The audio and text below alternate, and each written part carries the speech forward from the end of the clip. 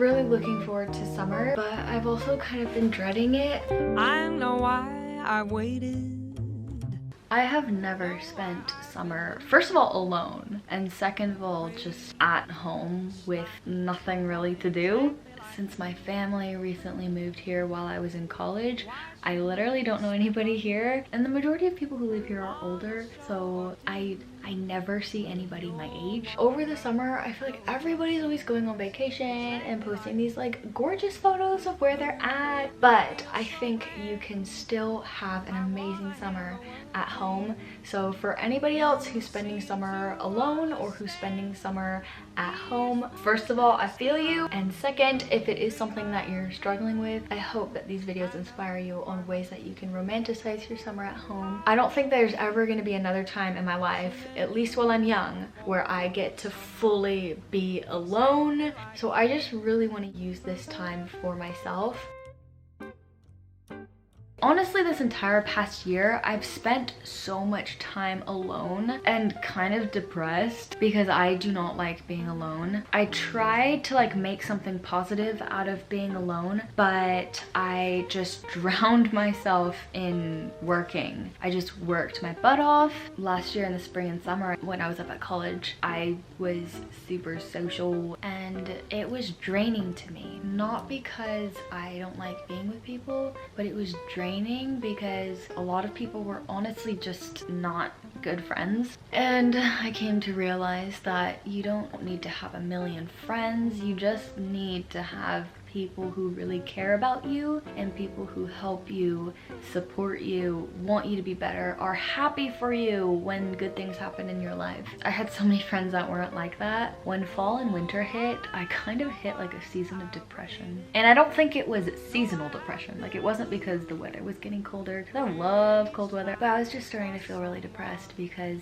I just felt so alone. Life was just kind of crazy and I was long distance dating. I just focused on school and work, and then my boyfriend and I planned a trip for me to fly to England and just be there for a few months so that we could actually date in person. I flew to England, got engaged there, and I mean, it was amazing being there, but while I was there I also did spend a lot of time alone because my boyfriend works full time. So while I was there, honestly, most of my time was spent alone in a room doing homework. And he would come home late in the evenings after work, and then we'd eat food and watch a movie. And I was there for like a few months until all of our plans for getting married were like being tossed out the window. That's a whole nother story, but nothing was working out for us, and I was like, okay, I think I need to go back to America. When I came back to America, I came here to my parents' house and they had planned this whole summer trip, and so since I was coming home and also not doing school or anything, they asked me if I could watch the dogs, watch the house and stuff while they're gone. So that is a long but very brief version of how I got here and why I'm spending the summer alone at home. Let's start with some planning. I've got this cute planner. I bought this off of Shein. I mean, if you're like me and you don't actually use a calendar every month, but every once in a while you want to use one, like, I love using calendars over the summer, but when I'm like super busy and up at school, I just like using my phone. So this is really nice because it's not like the date is already set. You literally circle the month, write in the days, so you can use it whenever and for however long you want. We're going to start planning for June. The first day of June is what, a Thursday? Days are never blue. After all is Yay, I love when it all fits. Another thing I like about this is you can see like the whole calendar like this, but you also have each day in bigger blocks. So I think this would be great for making like a checklist. I'm gonna go ahead and fill in my calendar with things that I already know. I have a dentist appointment tomorrow at 2 p.m. and I need to get my wisdom teeth taken out, but I really don't want to.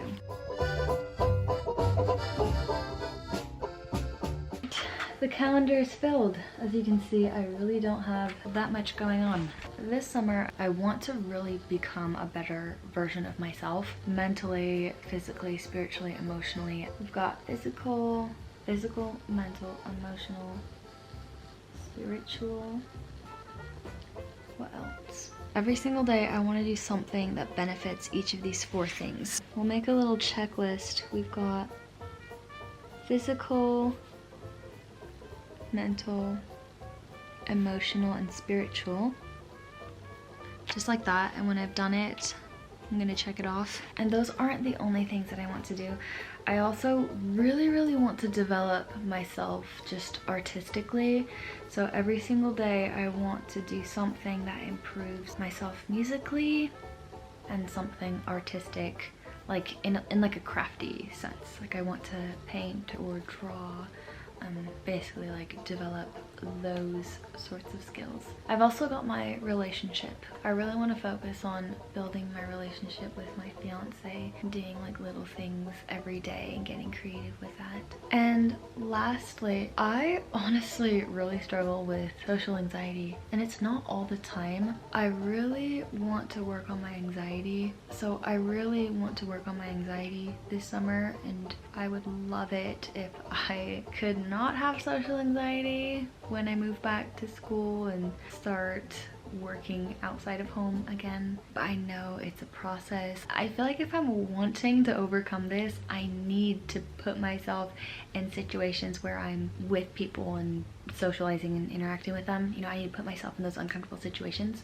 I'm not exactly sure what I want to do with that yet, but I do want to put anxiety on the list of things that I want to work on. And I know it's just all in my head, but sometimes it's just really hard, you know? Alright, so I've got all these things here. We've got physical, mental, emotional, spiritual, music, art, relationships, and anxiety. So I'm gonna add another something to the list. We're gonna add intellectual. I was looking at the difference between mental and intellectual. Mental development is related to mood, thought processes, and behavior, but intellectual development is the cognitive ability of a person. So I think that's an important difference. I think the dogs are sleeping, but it's their dinner time, so I'm gonna feed them. Hi, Gigi baby. Hi, Kitty. She sleeps like this typically. And then we've got Moo Moo. Moo Moo. Here, puppies.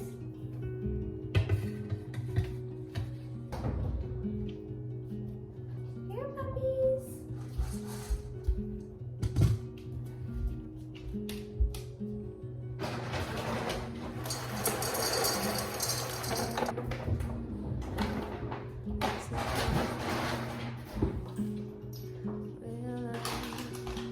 These dogs are not going to eat their food unless it's garnished with cheese.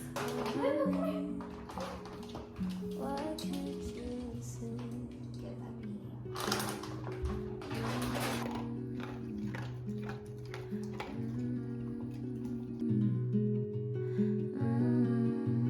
Manifestations. How I like to do it is I like to have general ones. So like a general one right now would be for the entire summer. Like by the end of summer, this is what I want. And then it's also really helpful to break that down into weekly or even daily things that you can do in order to make this thing happen. So what do we want to manifest? Physically, by the end of summer, I am going to feel strong and confident, love my body, I'm going to have healthy hair and skin.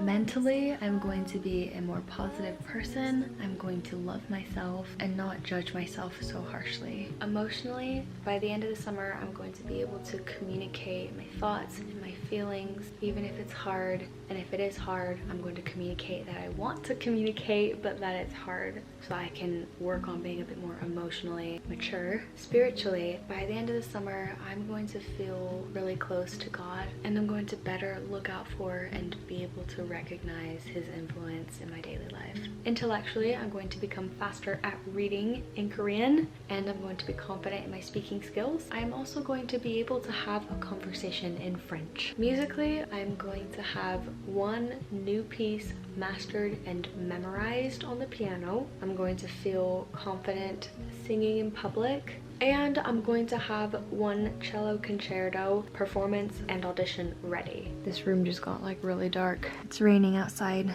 and super cloudy. Artistically, I'm wanting to get better at just art in general, specifically painting. By the end of the summer, I'm going to have one painting, at least one painting that I'm happy with. Relationship wise, by the end of summer, I'm going to feel so much closer to my fiance. I'm going to love him a million times more than I do now, and I'm going to feel a million more times loved. We have been planning a lot of stuff and talking a lot together about goals as a couple. Things are going pretty well and I'm really happy with it. It's just really hard being so far away with the time difference and our schedules to try and find time for each other, but we make it work. It's just not my favorite. And then anxiety wise, this has been my biggest issue recently. So by the end of summer, I am going to be able to share my thoughts and opinions in church, raise my hand, give a thought without overthinking everything. I'm going to every week share a thought. That way I can get comfortable with it. We're gonna have an amazing summer and gonna be very productive. The doggos came in. Hey, Moo baby. Moo also has anxiety. Did you finish your food, Moo baby?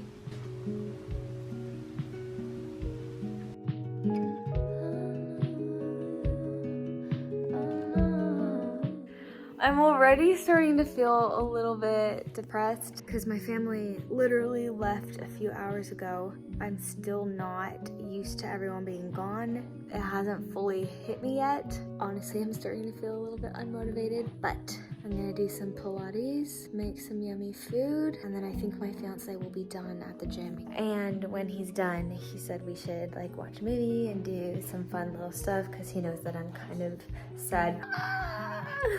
Emotions. But I think I'm doing okay because I haven't like actually cried yet. Let's do Pilates.